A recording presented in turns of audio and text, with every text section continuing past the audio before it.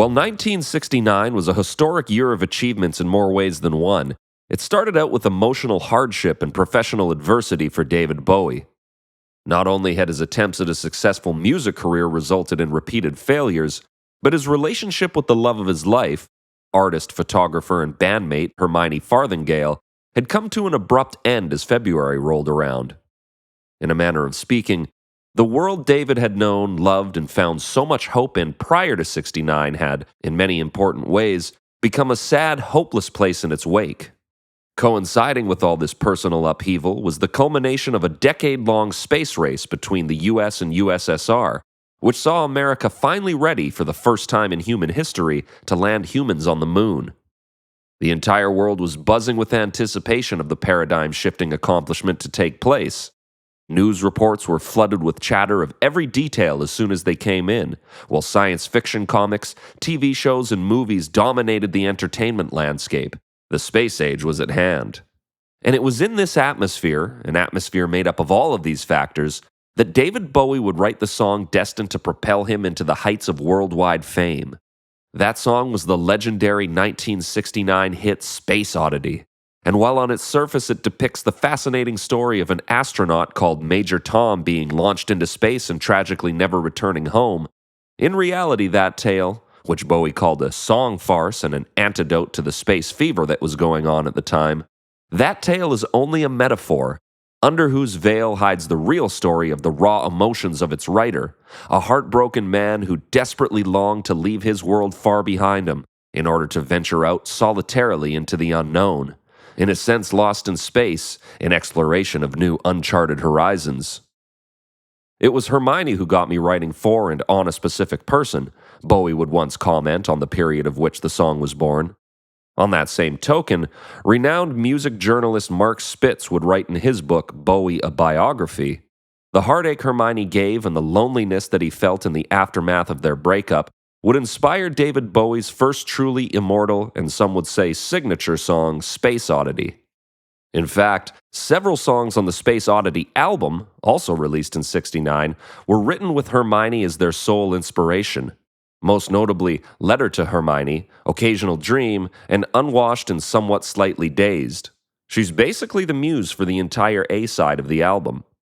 However, as noted before, that narrative is buried behind a completely unrelated narrative in Space Oddity, the song, and by chance, a captivating narrative at that, which worked well in its space and time to grab the attention of all who heard it, as if it came attached to a Hollywood production film designed to project inside the mind's eye, and amazingly, it still bears that same effect to this day, over 50 years later. As I'm sure we all know, that story starts with the men in charge of the mission on the ground communicating by radio transmission to the rocket, preparing our protagonist for liftoff. However, as we travel through the story this time, we'll do so with the vantage point of knowing what emotions this storyline is actually purveying. Ground control to Major Tom, the dialogue begins, then repeating, ground control to Major Tom. Take your protein pills and put your helmet on. Ground control to Major Tom. Commencing countdown, engines on. Check ignition and may God's love be with you. And of course, in the background of this verse is the all-familiar countdown from 10 to liftoff, when the rocket is lit. On the one hand, the surface story's picture is painted quite clearly. Mission control, or ground control as Bowie calls it, communicates from their offices to a lone man strapped into a rocket, completely at the mercy of those barking their orders at him. They're in control. He's the solitary guinea pig being told to prepare for liftoff.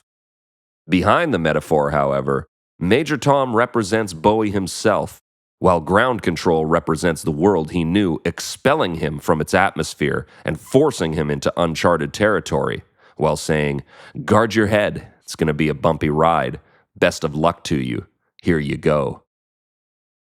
This is ground control to Major Tom. You've really made the grade, the story continues. And the papers want to know whose shirts you wear.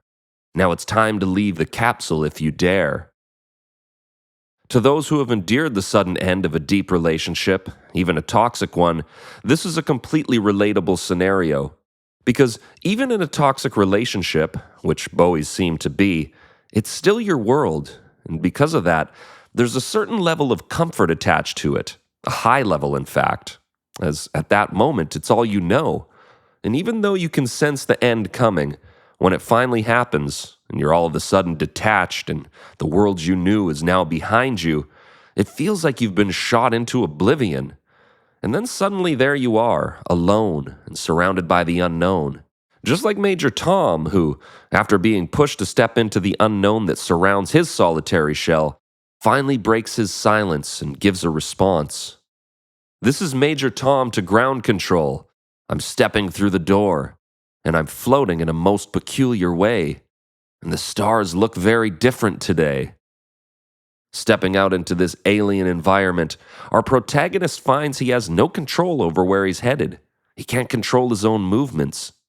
Even the stars around him, though they've been the same ones that have always surrounded him, look unfamiliar and foreign. It isn't hard to make the link to Bowie's real-life situation with these lyrics. With the world he once knew suddenly behind him and out of reach, he had no choice but to step out into unfamiliar territory. The strange thing about it is, when your world is rocked like his was, when you've suffered the loss of a central part of your existence, even the things that still remain in your life seem to take on a sense of unfamiliarity. Everything is different. If you've suffered a divorce or lost a spouse or a family member in some way, for example, the house you live in suddenly doesn't feel the same. Your bed, your car, all of it. It all becomes, in a sense, foreign. Just like the stars around Major Tom. Though they're billions of years old, to him, who has seen them his entire life, they're suddenly strange, unusual, unfamiliar. Well, that was Bowie. He was alone and far from home. For here am I sitting in a tin can far above the world, he then writes of this feeling of utter isolation. And of course, the world is the life he's been forced to leave behind, seen now as a sad place. Planet Earth is blue, he says in expression of this, using the color blue which so commonly denotes sadness, especially in music. And there's nothing I can do, he then admits, in effect saying, what's done is done, and I have no control over the way things have turned out. Major Tom then continues his description of the unknown as we enter into the last verse. Though I've passed 100,000 miles, he reports, I'm feeling very still, and I think my spaceship knows which way to go. Here, we hear a glimmer of hope begin to appear. Major Tom seems to be resigning himself to his fate, or maybe more accurately, embracing it, as confidence now rings through his reports. Under the veil, Bowie seems to be looking into the unknown and saying, bring it on. He then says, tell my wife I love her very much. She knows. This may be the most telling, or rather, most literal and revealing line in the entire lyric sheet. This is the final goodbye, both from Major Tom and from Bowie alike. In Major Tom's case, he is bidding farewell to his home planet, as he knows now he'll never return to the blue earth he was ejected from ever again. Really, there's a sense that this is exactly what he wanted, as if this was his plan the whole time. After all, he's now steadily flying into the blackness of outer space, yet confident that his spaceship is bringing him right where he's meant to be. In fact, in an early demo of Space Oddity, those lines are, and I think my spaceship knows what I must do, and I think my life on Earth is nearly through, giving even more credence to the theory that Major Tom is intentionally traveling off course into deep space. And this, of course, explains Bowie's real-life headspace. He knows he can't return to the world he has been expelled from. He realizes that world, no matter how much he loved it, was toxic and limited to the same old patterns, and he now craves the unknown before him, where the possibilities are infinite. He's saying to Hermione, I love you, but it's time we say goodbye. Tellingly, this line, tell my wife I love her very much, is recorded seemingly different from the rest of the words. It is single-tracked, mixed up front devoid of any effects, and sung in an extremely tender and vulnerable tone. The feeling of it being extremely personal is quite evident. In any case, we've reached the point where Bowie and Major Tom have finally moved on from their respective former worlds, cutting communication with them completely, and we hear Ground Control's final attempted transmission. Ground Control to Major Tom, they plead. Your circuit's dead. There's something wrong. Can you hear me, Major Tom? They then repeat this desperate question twice more before Bowie cleverly blends the word here with Major Tom's final words, which begin, "Here am I floating round my tin can, far above the moon. Planet Earth is blue, and there's nothing I can do." While in Major Tom's case, I suppose the question remains, did he mean to miss the moon? And I suppose that remains up to the listener to answer. In Bowie's case, the answer seems a little more obvious. He wasn't planning a round trip. He was blasting off and never coming back. From the time Space Oddity became known in popular culture, David Bowie would venture deeper and deeper into the unknown, completely reshaping his musical and personal styles quite dramatically, wearing makeup and costumes on stage to become characters such as Ziggy Stardust. He, like Major Tom, left our stratosphere and became a certified starman, residing forever in the depths of the unknown, thus leaving Hermione and his simple folk/Mersey beat world in the past, where it stayed, never to be revisited again. But of course, that's just one interpretation, and I'd love to know yours, so please leave it in the comments section below and let me know what the song means to you. But before you do, first enjoy these 5 bonus facts about David Bowie's Space Oddity. 1. Released as a single in July of 1969, the American label Mercury Records rushed it to the shelves ahead of the regular time it usually takes to complete a pressing and distribution project in order to have it available mere days before the Apollo 11 mission, the first spaceflight to land human beings on the moon. 2. In the UK, Space Oddity was played on the BBC as the footage of the lunar module landing on the moon was being broadcast. Bowie would recall, "It was picked up by British television and used as the background music for the landing itself in Britain. Though I'm sure they really weren't listening to the lyric at all. It wasn't a pleasant thing to juxtapose against a moon landing. Of course, I was overjoyed that they did."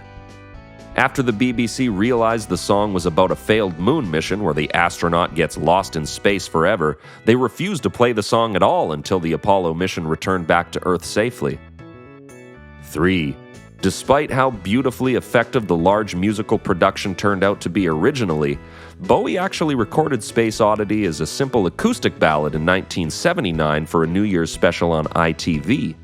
Having played it with an acoustic guitar on stage early on, he would reflect years later, I was always surprised at how powerful it was just as a song, without all the strings and synthesizers. I really wanted to do it as a 3-piece song. 4. Space Oddity's name, for the few who may not know, is a play on the title of 2001, A Space Odyssey, Stanley Kubrick's legendary 1968 film that served as a major inspiration for the song. 5. Space Oddity wasn't the last we heard of Major Tom. He made another appearance in 1980 on the track Ashes to Ashes off Bowie's albums Scary Monsters and Super Creeps. Unfortunately, and amazingly, according to Ashes to Ashes, Major Tom became a drug addict while floating in space, which only adds more credence to him being a metaphor for Bowie himself, who was heavily into drugs during the 60s and 70s.